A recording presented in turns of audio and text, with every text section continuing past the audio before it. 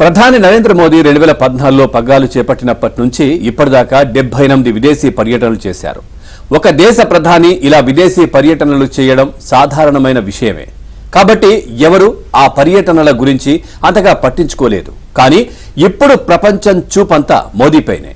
ఆయన ఉక్రెయిన్ పర్యటనపైనే ఉందంటే అతిశయోక్తి కాదు.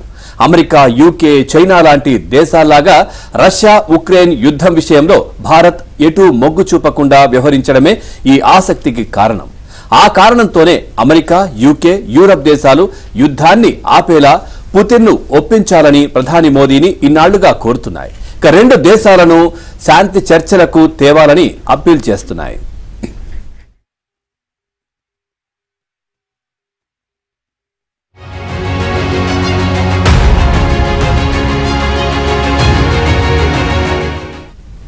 ఇది యుద్ధాల శకం కాదు అని గతంలో ప్రధాని మోదీ చేసిన వ్యాఖ్యలను ఎలాంటి సమస్యనైనా చర్చలు, దౌత్యం ద్వారానే పరిష్కరించుకోవాలి అన్న ఇండియా వైఖరిని అమెరికా విదేశాంగ శాఖ అధికారి ఒకరు ఇటీవలే గుర్తు చేశారు.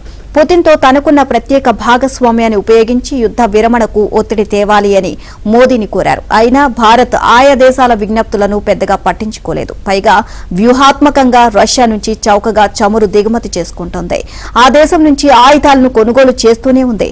అదే సమయంలో మానవతా సాయం కింద అత్యవసర ఔషధాలు, జనరేటర్లు వంటి వాటిని ఉక్రెయిన్కు ఈ 2.5 ఏళ్లుగా పంపిస్తూ తటస్థంగా వ్యవహరిస్తోంది.